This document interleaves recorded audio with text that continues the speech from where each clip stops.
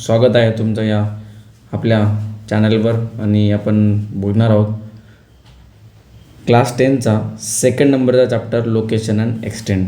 तर हा खूप महत्त्वाचा हा चॅप्टर होणार आहे. पहिल्या चॅप्टरमध्ये जर बघायला जर गेलं तर ते ट्रिपवर आधारित आहे.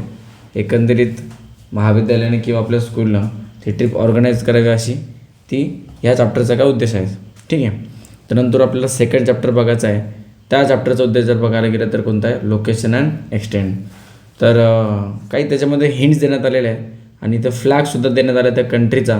त्या कंट्रीच्या आधारित तुम्हाला इथं बिलो ओळखायचं की मी नेमकी कोणत्या कंट्रीबद्दल बोलतो किंवा त्या पुस्तकामध्ये कोणतं बोलतो. ऑब्व्हियसली तर भारताचा झेंडा इथं दिला आहे आणि झेंड्यावरच आपण ओळखू की लाईक आपल्या भारत देशाबद्दल इथं बोललं जातं आहे. तरी पण एकंदर बघायला जर गेलं तर क्लूज इथं दिलेलेच होते त्यांनी. Second largest populated country in the world. Obviously second populated म्हणतात तेव्हा पण अजून आपण सेन्सस वगैरे केलेलं नाही. बघायला गेलं त्याच्यापेक्षा पण अजून कंट्रीचं जी पॉप्युलेशन ती जास्त असू शकते. नंतर दुसरा पार्ट कोणता आहे, famous for spices in the world. Obviously संपूर्ण भारत देशामधले जे स्पायसेस आहे म्हणजे मसाल्याचे जेवढे पदार्थ आहे ते पूर्ण जगभर प्रसिद्ध आहेत आणि त्याचं इथं बोललं जातं आहे. आणि क्रिकेट ह्या देशामध्ये जो आहे तो मोस्ट पॉप्युलर स्पोर्ट इथं मानला जातो. ऑब्व्हियसली कॅप्टन कोहलीला तुम्ही ओळखलं असेल त्या देशावर. नंतर कोणत्या देशाबद्दल बोलतो आपण हे तुम्हाला लक्षात आलेच असेल. ठीक आहे. तर आपण भारत देशाबद्दल बोलतो आहे येतं लक्षात. आणि दुसरं जो स्टेट जो आहे किंवा जो कंट्री आहे त्याला तुम्हाला ओळखायचं, त्याचेसुद्धा इथं क्ल्यूज देण्यात आलेले आहे. त्याचेसुद्धा इथं क्ल्यूज देण्यात आले. म्हणजे पहिला कोणता, famous for the Samba dance. म्हणजे तुम्हाला ओळखायचं आहे की कोणत्या कंट्रीमध्ये सांबा डान्स होत असतो. नंतरून known as a coffee pot of the world. असं कोणता कंट्री ज्याला कॉफी पॉट आपण म्हणतो, लक्षात असू द्या. कॉफी पॉटला कोणत्या कंट्रीला म्हणतो शेवटी मी तुम्हाला सांगतो या कोणत्या कंट्रीबद्दल बोलत जाते. आणि obviously football is a very popular sports here. आणि बघायला जर गेलं तर फुटबॉल ह्या कंट्रीमध्ये काय तो खूप इम्पॉर्टंट आहे. म्हणजे कोणत्या देशाबद्दल बोलतो मी, तर त्या कंट्रीचं नाव आहे ब्राझील. कोणत्या कंट्रीचं नाव आहे, ब्राझील. ठीक आहे. बघायला जर गेलं तर ऑब्व्हियसली संपूर्ण भारत देशामध्ये क्रिकेट जास्त प्रमाणात खेळला जातो. आणि मोस्ट ऑफ द जे साऊदर्न जे स्टेट झाले, केरला वगैरे, आणि आपल्या साऊदर्न महाराष्ट्रामध्ये जर कोल्हापूर जरी बघितलं तर तिथंसुद्धा मोस्ट प्रॉबॅबली जर बघायला जर गेलं तर तिथं फुटबॉल हा खेळला जातो. ठीक आहे. तर काही लिस्ट दिलेली, इन्फॉर्मेशन दिलेली आहे, तर आपण ते सुद्धा बघूया. Obviously Republic of India, name of the capital बघायला जर गेलं तर कोणती, न्यू दिल्ली. आणि आपल्याला लोकेशनसुद्धा बघायचं आहे, त्याचं एक्सटेंटसुद्धा बघायचं आहे आणि बाउंड्रीसोबत बघायचं आहे. ठीक आहे.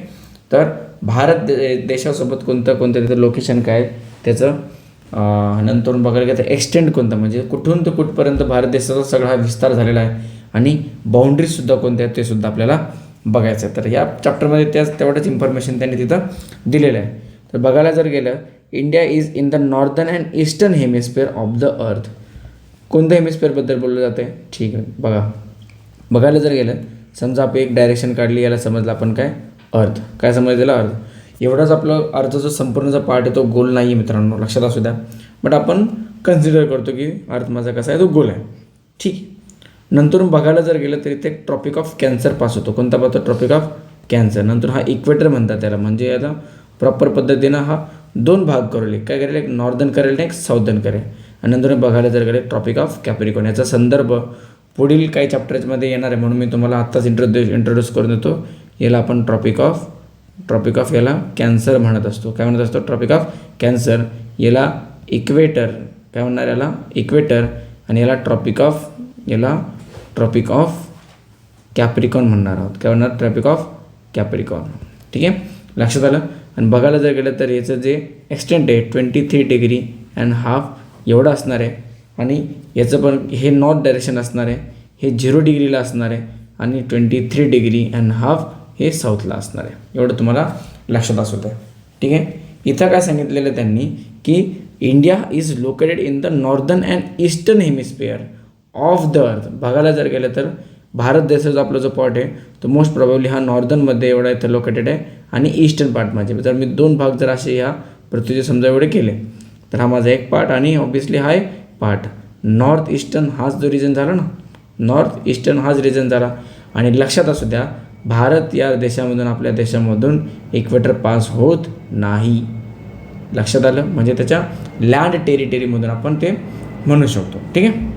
नंतर India's latitudinal extend stretching from the north to south ranges from किती असणार ते 8 डिग्री 4 मिनिट नॉर्थ म्हणजे काय 8 डिग्री 4 मिनिट नॉर्थ ते बघायला गेलं तर ठीक आहे वरती बघूया आपण असं वरती जाणार आहे ते बघायला गेलं तर किती आहे 37 डिग्री अँड 6 मिनिट नॉर्थपर्यंत झालं. हे काय झालं लॅटिट्यूडल एक्सटेंड झालं. आता भरपूर विद्यार्थ्यांना प्रश्न पडेल की सर लॉन्जिट्यूड काय आणि लॅटिट्यूड काय, तर मी तुम्हाला ते सुद्धा तुम्हाला समजून सांगतो की लक्षात असू द्या ज्या अशा ज्या लाईन्स असतात त्याला आपण काय म्हणतो त्यांना आपण म्हणतो काय लॅटिट्यूड. काय म्हणतो त्याला लॅटिट्यूड. लक्षात असू द्या प्रत्येक वेळेस. ठीक आहे. याला आपण लेटिव्ह लाईनसुद्धा म्हणू शकतो. काय म्हणू शकतो त्याला लेटिव्ह लाईन. लक्षात आलं का. Very good. ह्या आपण त्याला आपण कन्सिडर केलं की ह्या कशा आहेत लाईन्स आहेत.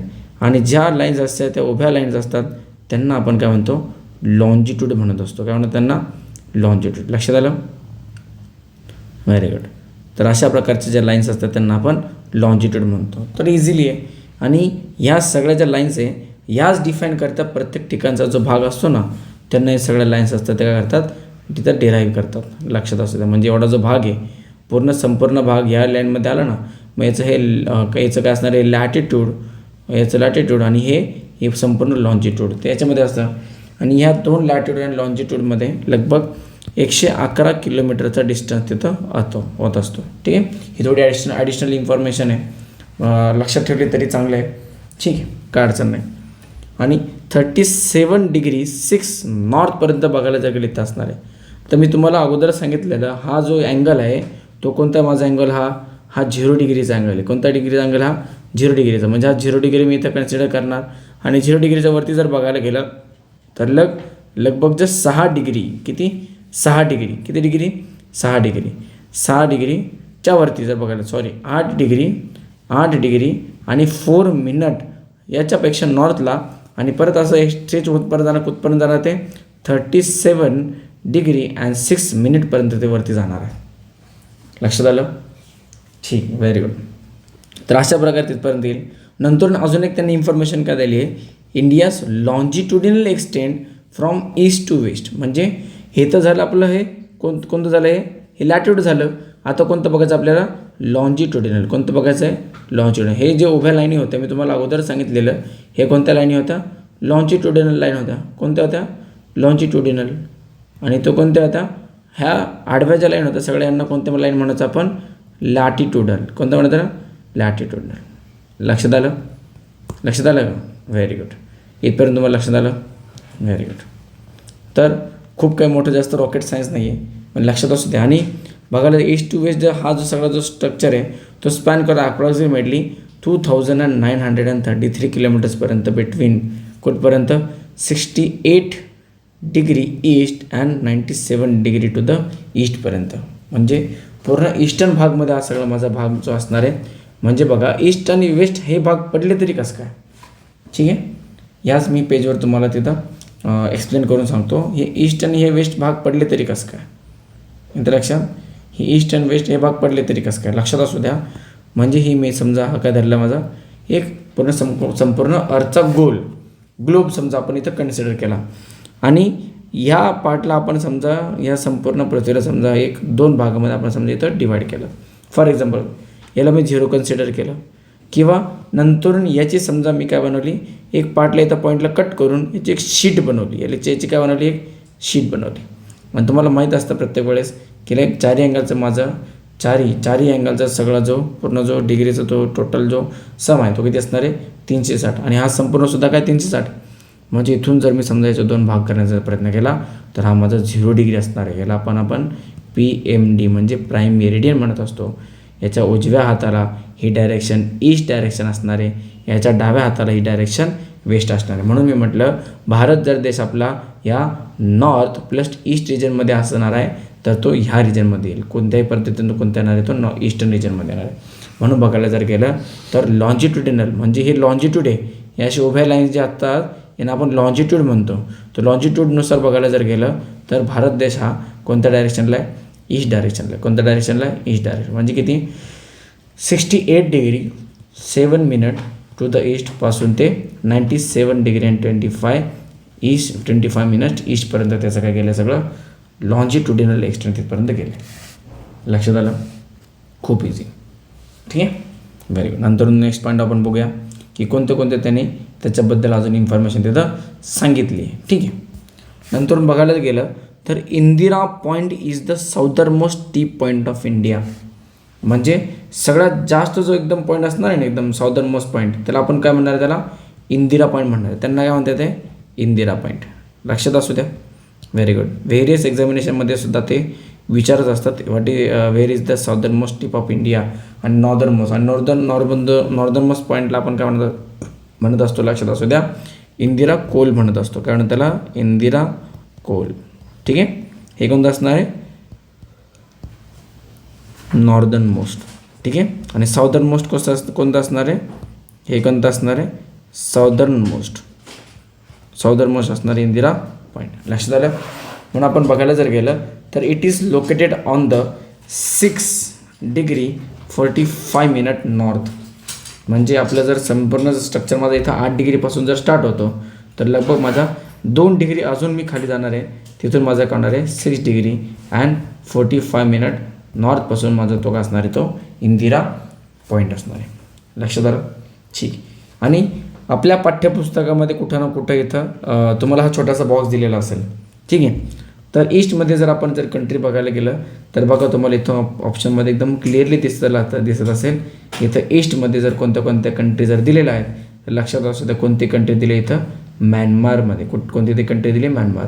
जर भारताच्या या ईस्टमध्ये किंवा या भागाचं जर ईस्टमध्ये जर बघायला गेलं तर इथं बांगलादेशसुद्धा कंट्री दिली. कोणती दिली आहे? बांगलादेशसुद्धा. तर 2 कंट्री तुम्ही ईस्टमध्ये लिहू शकतात. आणि ह्या रिजनला याला नॉर्थमध्ये सुद्धा तुम्ही म्हणू शकता किंवा चला याला नॉर्थमध्ये आपण कन्सिडर करू. पण 2 कंट्री मला ईस्टमध्ये दिसल्या. ते कोणती? सगळ्यात पहिले म्हणजे कोणती? म्यानमार. कोणती दिसली? म्यानमार. नंतर कोणती?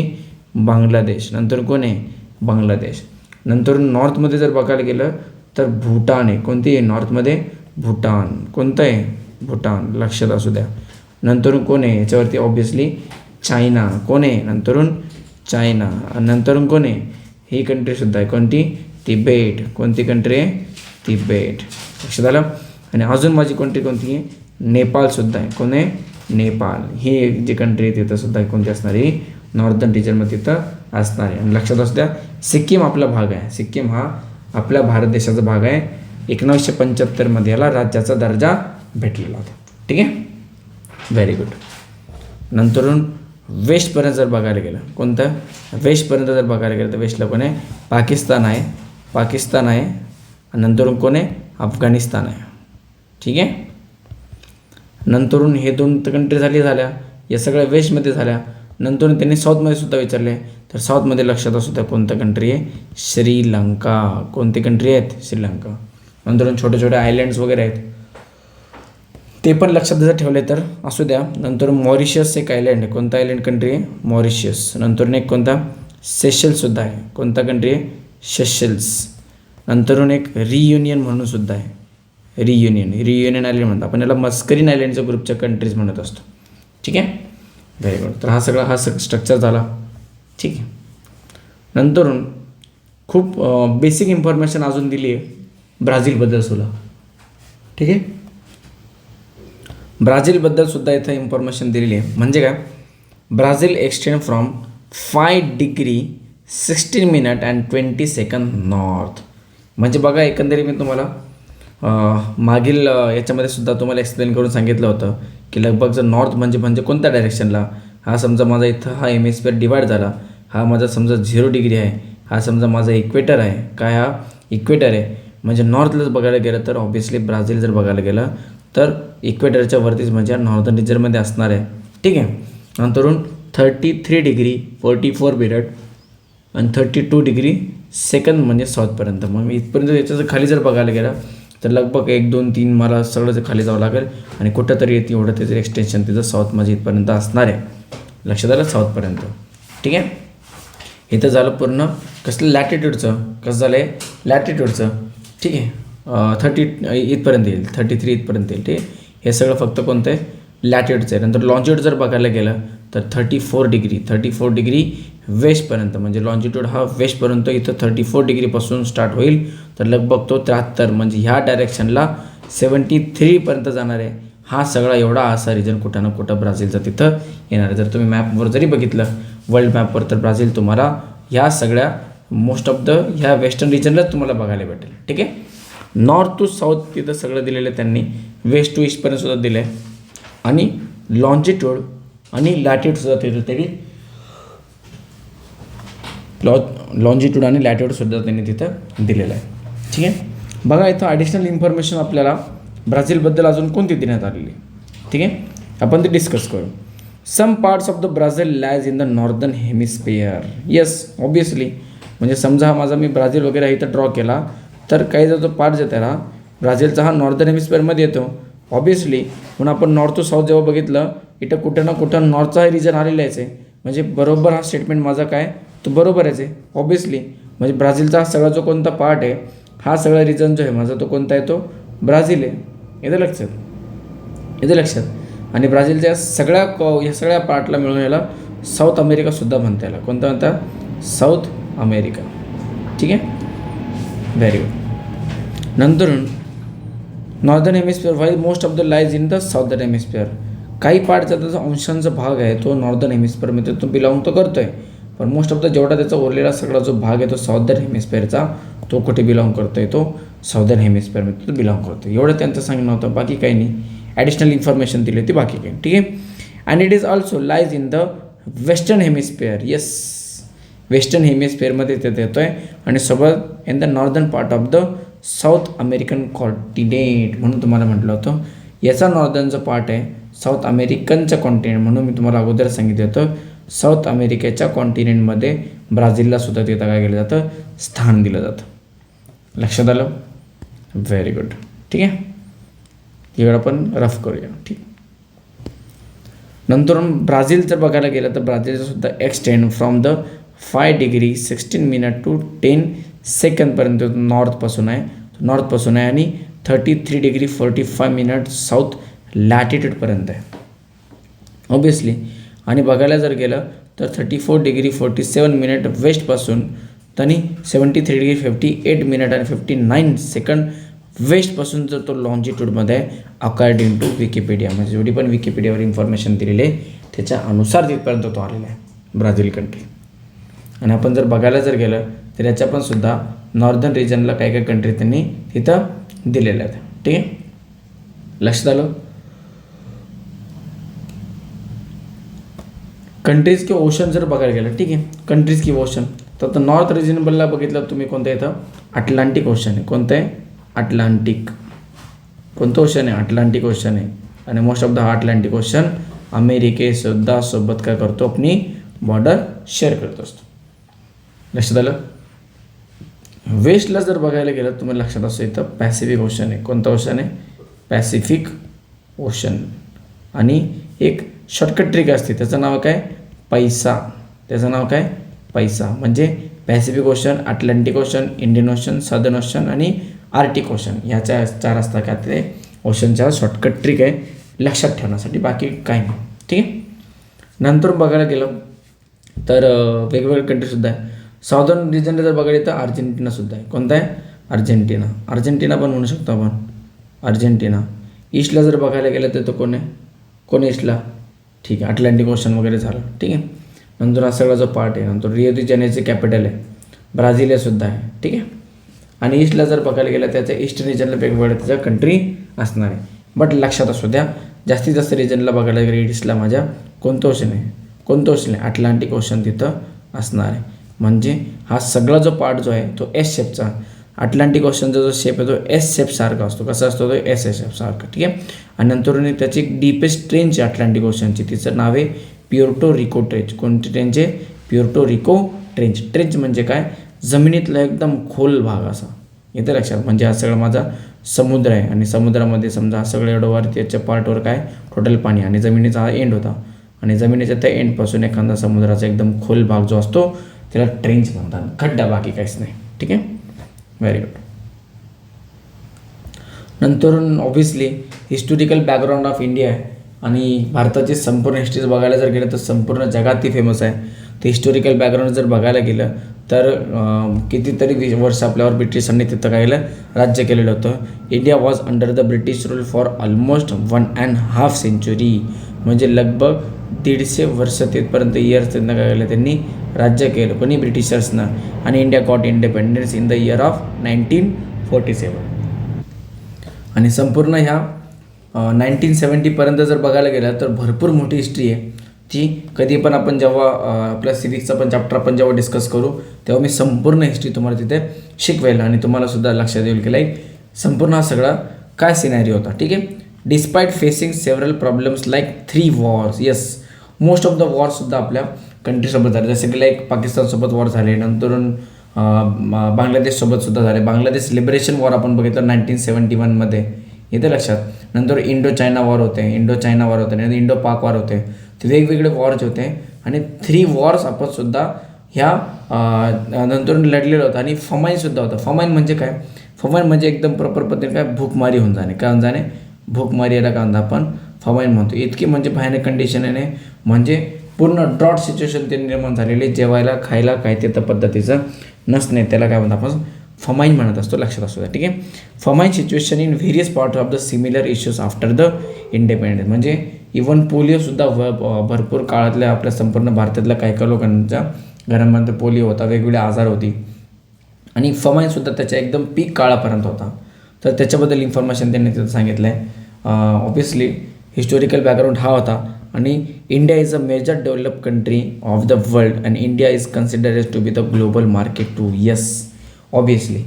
इतकी डेव्हलप कंट्री नंतरून झाली, तुम्ही बघितलं असेल लाईक 1996मधनं नंतर ते मोबाईल वगैरे फोन लॉन्च करण्यात आले.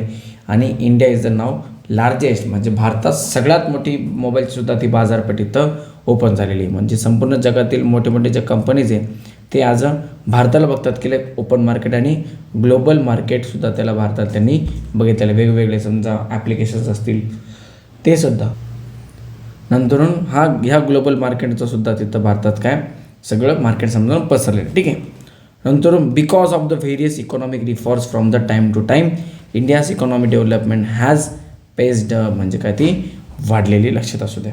ऑब्वियसली हे सगळे इमेजेस दिले भारताबद्दल, याचा सोर्स मी सुद्धा तिथं टाकलेला आहे. गेटी इमेजेस म्हणून इमेज आहे, गुगलवर जरी तुम्ही सर्च केलं तर तुम्हाला लक्षात येईल. ठीक आहे. नंतर ह्याने वॉर जेव्हा आपण त्यांच्याकडून साईन करतो पाकिस्तान करून, त्याचं इमेज आहे इथे लक्षात. नंतर आर्मी वगैरे अशी तुम्हाला दिसत असेल. भारतीय सेनेने नंतर एकदम सक्षमपूर्ण सगळा तो लढा तिथं दिलेला होता आणि एक ना एक वॉर त्यांनी तिथं जिंकलेलं आहे. आणि सध्या तरी कंडिशन कुठं ना कुठं ही फ्युचरिस्टिक इमेज आहे, भारताची सगळी दिशा कुठं ना कुठं इकडे चाललेली. ठीक आहे. This proportion of the youth in India's population is high, म्हणून बघायला गेलं संपूर्ण जगामध्ये जास्तीत जास्त यूथ ते कुठं आहे, ते भारतमध्ये. कुठे आहे ते, भारतमध्ये, लक्षात असू द्या. ठीक आहे. As this form as a major part of the working population India is look upon the young country, म्हणजे भारताला कोणत्या दृष्टिकोनात बघायला गेलं म्हणजे एकदम काय भारत काय आपला एकदम यंग कंट्रीमध्ये तिथं त्याला मानलं जातं. जसा आपला भारतातसुद्धा हिस्टोरिकल बॅकग्राऊंड होता, एकदम थोडक्यात न सांगणारा हिस्टोरिकल बॅकग्राऊंड हा कधी नाही आहे. याच्यावर खूप सारे रिफॉर्म्स आहे, भरपूर जणांनी तिथं वीरगती दिली भारतासाठी. आपण बघायला गेलं तर जेवढं आपण पाठ्यप्रमाणात जेवढं दिलेलं आहे तिथे. ठीक आहे. त्याच्या हिशोबाने तेवढं आपल्याला बघायचं. जेव्हा पण आपला पुढील लेक्चर वगैरे असेल तेव्हा पण आपण तिथे इन्फॉर्मेशननुसार तिथं शिकू. ठीक आहे. आता हिस्टोरिकल बॅकग्राऊंड इथं आपल्याला ब्राझीलचं बघायचं आहे. कोणाचं बघायचं आहे, history. For more than 3 centuries, 3 म्हणजे काय 300 वर्ष लगभग ब्राझील का होता अंडर पोर्तुगीज रूल. 300 वर्ष लगभग तो सगळं under the rule was the Portuguese rule. Portuguese रूलमध्ये तो 300 वर्ष होता. आणि Brazil gain its independence in 1822, म्हणजे बघा ब्राझीलला इंडिपेंडेन्स 1822मध्ये भेटलेलं होतं. ठीक आहे. आणि भारताला 1947मध्ये भेटलेलं होतं. तरी पण बघायला गेलं तर जास्तीत जास्त आता सगळी डेव्हलपमेंट जी आपली ती भारतात झालेली आहे. ठीक आहे. From 1930 to 1985 for more than a half century, म्हणजे 50 वर्ष लगभग तो कोणाच्या राज्यामध्ये होता, पॉप्युलिस्ट मिलिटरी गव्हर्नमेंट. याला आपण मिलिटरी कोपसुद्धा म्हणतो. म्हणजे काय मिलिटरी कोप म्हणजे काय, सत्ताधारी पक्षांना तिथं काय लावणे, उद्ध्वस्त करून लावणे, याला मिलिटरी कोप म्हणतात. म्हणजे अचानक मिलिटरीचा जो चीफ आहे, जो कमांडर आहे तो येणार आणि जो पण प्राईम मिनिस्टर वगैरे तो खुर्चीवर बसलेला आणणार, त्याची सगळी ती सत्ता तो काय करणार, तो बरखास्त करून टाकणार आणि नंतरून त्या मिलिटरी कमांडरचे काय होणार, तिथं रूल चालणार, त्याच्या हिशोबाने सगळे ते ऐकणार. लक्षात आलं. म्हणजे हा लगभग किती वर्षामध्ये होता, 50 वर्ष तो असाच राज्यामध्ये होता. पण असं कधी भारतासोबत झालेलं नाही. ठीक आहे. It has overcome a global financial difficulties in the late 20th century. Brazil is seen as a contribution to the economic growth of the world and more important market in the future. Yes, sugar ball त्याला म्हटलेलं आहे. वेगवेगळ्या प्रकारचे इंडस्ट्रीचं रिव्होल्युशनसुद्धा ब्राझीलमध्ये झालं आहे. आणि ह्या इमेजेस तुम्हाला बघायला गेल्या तर पोर्तुगीज रूलमध्ये असणारी ही इमेज आहे. म्हणजे लगभग 300 वर्ष तो पोर्तुगीज रूलमध्ये होता. नंतरून बघायला जर गेलं तर ॲटलिस्ट एक 50 वर्ष तरी तो नंतर मिलिटरी गव्हर्नमेंटच्या रूलमध्ये होता. नंतर सध्या तरी ब्राझीलचं सगळं काय झालं, असं डेव्हलपमेंट वगैरे होत आलं आहे. ब्राझीलमध्ये बघायला गेलं तर ॲमेझॉन फॉरेस्ट आहेत. काय आहेत आहे, ॲमेझॉन फॉरेस्ट. हे सध्या न्यूजमध्ये खूप लक्षात असू द्या. ॲमेझॉन फॉरेस्टसुद्धा हे बघायला गेलं तर कितीतरी % पूर्ण जगाचा ऑक्सिजनचा सप्लाय ते करतात. ऑक्सिजन लक्षात असू द्या. ठीक आहे. नंतरून show the following elements on the figure 2.3. तर फिगर 2.3 आहे. And name all the continents location in the world, colour in the Brazil. तर ठीक आहे, हा सगळा जो पार्ट आहे तो ब्राझीलचा असणार आहे. कोणता असणार आहे, तुम्हाला इझी जाईल म्हणून तुम्हाला अगोदर इथं मार्क करून देतो. हा सगळा पार्ट कसं राहणार आहे, ब्राझीलमध्ये. आणि हा हायेस्ट शेपचा मी तुम्हाला सांगितलेलं होतं का होता, अटलांटिक ओशन होता. कोण होता, अटलांटिक ओशन. लक्षात आलं का. India is the different colours and the name them. Draw equator on the map, right as a value degree and show the symbol of the direction. म्हणून मी तुम्हाला बोललेलं होतं. समजा हा 23 degree and northern tropic of cancer आहे, 23 degree and south tropic of capricorn आहे. तर हा कधी जर मग 2 डायरेक्शन आहे. यांच्या बरोबर मधोमध काय असणार आहे, बघायला गेलं तर इक्वेटर असणार आहे. का असणार आहे, 0 डिग्री आणि इक्वेटर. म्हणून मी तुम्हाला अगोदर सांगितलेलं, भारतामधून कोणत्याही प्रकारे इक्वेटर पास होत नाही. नॉर्दर्न पार्ट्स ऑफ द ब्राझीलमधून काय पास झालेला आहे, इक्वेटर पास झालेला आहे. नंतर ट्रॉपिक ऑफ कॅप्रिकॉन पास झालेला आहे. आणि अशी एकमेव असा कॉन्टिनेंट आहे, म्हणजे तो कोण, साऊथ आफ्रिका. या कॉन्टिनेंटमध्ये एकमेव कॉन्टिनेंटमधून तिन्ही पण पास होतात. ट्रॉपिक ऑफ कॅप्रिकॉन पास होतो, ट्रॉपिक ऑफ कॅन्सर पास होतो, नंतर इक्वेटरसुद्धा तिथून पास होत असतो. ठीक आहे, लक्षात आलं. तर थँक्यू. इथपर्यंत सगळे प्रश्न होते आणि हा सगळा कंटेंट होता. डू यू नो बघायला गेलं तर डू यू नोसुद्धा खूप इम्पॉर्टंट असतो. कधी पण एक्झाममध्ये त्याचा कशाप्रकारे प्रश्न मिळेल काय सांगता येत नाही. We celebrate our independence day on August 15. Yes, independence म्हणजे काय, स्वातंत्र्य दिवस आपण तेव्हा सेलिब्रेट करत असतो. येतात स्वातंत्र्य दिवस.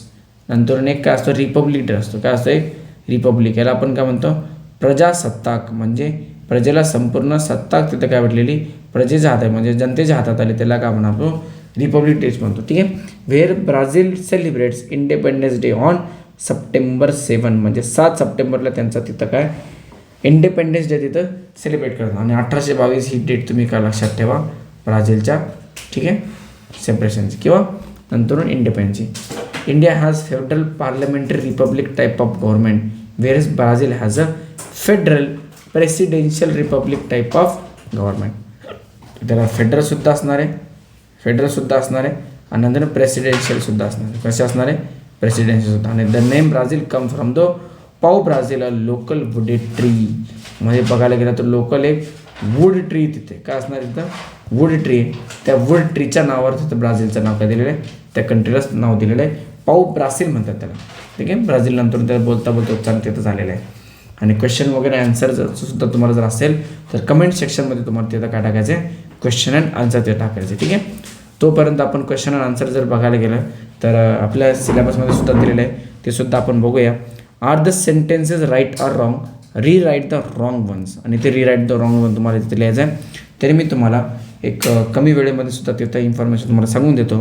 Brazil is mainly located in the southern hemisphere. Yes, बात तो सही आहे. म्हणजे सॉदर्न हेमिस्फिअर मेनली बघायला गेलं तर लोकेटेड आहे. आणि नॉर्दर्न हेमिस्फिअरमध्ये सुद्धा त्याचा एक थोडासा अंश जो भाग येतो तो जातो आहे, हे सुद्धा आपण बघितलं. Tropic of capricorn passes through the middle of India. नाही, हे फक्त पूर्ण संपूर्ण चुकीचं आहे. फक्त आणि फक्त ट्रॉपिक ऑफ कॅन्सर पास होतो. काय होतं, ट्रॉपिक ऑफ कॅन्सर तिथून पास होतं, लक्षात असू द्या. ट्रॉपिक ऑफ कॅन्सर पास होतो. The longitudinal extent of Brazil is less than India. Longitudinal extent, yes, बात तो सही आहे, लेस दॅन इंडिया. आणि भारताचं काय लॉन्जिट्युडल एक्सटेंट, म्हणजे लॉन्जिट्युड पण कोणतं मी तुम्हाला अगोदर सांगितलेलं, ज्या उभ्या ज्या लाईन्स असतात त्यांना आपण लॉन्जिट्यूड म्हणतो आणि ज्या आडव्या ज्या लाईन्स असतात त्यांना आपण काय म्हणतो, लॅटिट्यूड म्हणतात. आता तुम्ही विसरत जर असाल तर लॅटिट्यूड म्हणजे काय, लेटी हुई लाईन, याच्यावरून तुम्ही तर लक्षात असू ठेवू शकतात.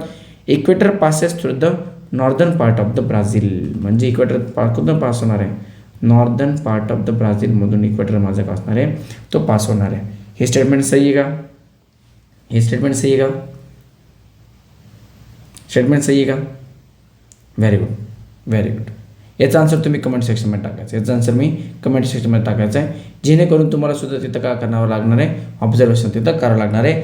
Pakistan is neighbouring country to the south east, चुकला इथे, हा शब्द चुकलेला, साऊथ ईस्ट नाही, साऊथ वेस्ट आपण म्हणू शकतो, ईस्टमध्ये तर बांगलादेश आहे, हे स्टेटमेंटसुद्धा चुकीचं आहे. लक्षात आलं, व्हेरी गुड. ऑफ इंडिया नाही, चुकीचं स्टेटमेंट आहे. Southern part of India is called peninsula, yes, बात तो सही आहे. बघा पेनिन्सुला कोणाला म्हणणार आपण, समजा माझा सगळा प्यारा भारत, इकडून पण ओशन आहे, खालून पण ओशन आहे आणि या साईडला पण ओशन, म्हणजे पूर्ण संपूर्ण जो लँड जो भाग आहे आपल्या भारताचा, तो संपूर्ण कशानं तो सराउंडेड केला आहे, नंतर आजूबाजू सगळ्या ओशननं सराउंडेड केला गेलेला आहे, म्हणून आपण त्याला काय म्हणणार आहे, पेनिन्सुला म्हणणार आहे. येस, इट इज क्रिक, ठीक आहे. आणि आन्सर इन ब्रीफमध्ये तुम्हाला जेव्हा पण टेलिग्रामचा चॅनल जेव्हा या लिंकमध्ये तुम्हाला प्रोव्हाइड केलं जाईल, तेव्हा या सगळ्यांचे तुम्हाला सुटसुटीत आन्सरचे नोट्ससुद्धा तुम्हाला तिथं प्रोव्हाइड केले जातील. आणि कमेंट सेक्शनमध्ये सुद्धा तुम्ही याचं काय टाकायचं आहे, आन्सर तिथं टाईप करायचं क्वेश्चन नंबरसोबत. तर क्वेश्चन आपण एकदा वाचून घेऊया, ठीक आहे. What problem did Brazil and India face after the independence. आता तुम्हाला मी सगळं चॅप्टरमध्ये तुम्हाला इथं डिस्कस केलं, लाईक फॉर्माईनसुद्धा भारतामध्ये झालेला होता, लक्षात आलं का. नंतर आपल्याकडं ब्रिटिशांचं रूल होतं लगभग 1.5 सेंचुरी, म्हणजे किती, 150 वर्ष लगभग आपल्याकडं होतं. तसं ब्राझीलवर किती वर्ष होतं, ब्राझीलवर 300 वर्ष होतं आणि 50 वर्षाचा लगभग मिलिटरी रूल होता. तुम्ही इझिली तुम्ही तिथं काय शकता, मेन्शन करू शकता. मग त्यांनी दोघांचं इंडिपेंडन्स, एक 1822मध्ये आणि 1947मध्ये मेजर डेव्हलपिंग कंट्री नंतर म्हणले, हे सुद्धा तुम्हाला तिथं मेन्शन करायचं आहे. How are Brazil and India different from in each other terms of the location. आणि व्हेरी गुड, लोकेशनमध्ये सुद्धा मी तुम्हाला तिथं मेन्शन केलेलं गेलं होतं, दोघांमध्ये लोकेशनचा कसा डिफरन्स आहे हे सुद्धा तुम्हाला तिथं कमेंट करायचं आहे. म्हणून मी तुम्हाला लॉन्जिट्यूड आणि दोघांचे सुद्धा लॅटिट्यूड तिथं याच PPTमध्ये तुम्हाला काय मेन्शन करून दिलेले, ठीक आहे. Describe the latitude and longitudinal extent of India and Brazil. आता तर डिस्क्राईब करायचं, म्हणून तुम्हाला मी सांगितलेलं या सगळ्यांना तुम्हाला इझिली तुम्हाला डिस्क्राईब करायचं. ट्रॉपिक ऑफ कॅन्सर कसं आहे, इक्वेटर कसं आहे, ट्रॉपिक ऑफ कॅप्रिकॉर्न कसं आहे, ठीक आहे. Very good. ह्यापैकी सुद्धा मी काही प्रश्नांचे उत्तर तुम्हाला सांगणार आणि काही प्रश्नांचे उत्तर तुम्हाला कमेंट सेक्शनमध्ये द्यायचे, म्हणजे जेणेकरून तुम्हालाही समजलं असं तिथं गृहीत धरलं जाईल, ठीक आहे. India southern most point is non as, त्याला आपण काय म्हटलं होतं, व्हेरी गुड, इंदिरा पॉईंट, लक्षात आलं का. आणि साऊदर्न मोस्ट पॉईंटला इंदिरा पॉईंट म्हटलं. आणि तुम्हाला कमेंट सेक्शनमध्ये टाकायचं आहे की नॉर्दर्न मोस्ट पॉईंट, कोणता पॉईंट, नॉर्दर्न मोस्ट पॉईंटमध्ये आपण त्या पॉईंटला काय म्हणत असतो, भारताचा सगळ्यात नॉर्दर्न मोस्ट जो पॉईंट आहे त्याला आपण काय म्हणतो, याचं कमेंट सेक्शनमध्ये तुम्ही उत्तर द्यायचं आहे. These 2 countries in South America do not share their border with Brazil. ते हा या प्रश्नाचं तुम्हाला आन्सर द्यायचं आहे. आणि की PPTमध्ये सुद्धा मी तुम्हाला तिथं इमेज बेस्ड तुम्हाला काय दिलं आहे तिथं प्रोव्हाइड केलं. तर इमेज बेस्ड तुम्हाला बेस्ड ऑन इमेज तुम्हाला ऑब्झर्व करून याचं उत्तर द्यायचं आहे. नंतर both the countries have dash type of government. आपल्याकडे मिलिटरी गव्हर्नमेंट आहे का, नाही. कम्युनिस्ट गव्हर्नमेंट आहे का, नाही. प्रेसिडेंट आले का, नाही. रिपब्लिक असणार, कसे असणार आहे, रिपब्लिक. लक्षात आलं, म्हणजे दोन्ही कंट्रीमध्ये कसे आहे, रिपब्लिक गव्हर्नमेंट तिथं आहे, ठीक आहे. नंतर which of the type of the shapes show the coastal problem of the Brazil. मग 2 नंबरचा आहे, हाच असं कोस्टल पार्ट आहे ब्राझीलचा, लक्षात आलं का.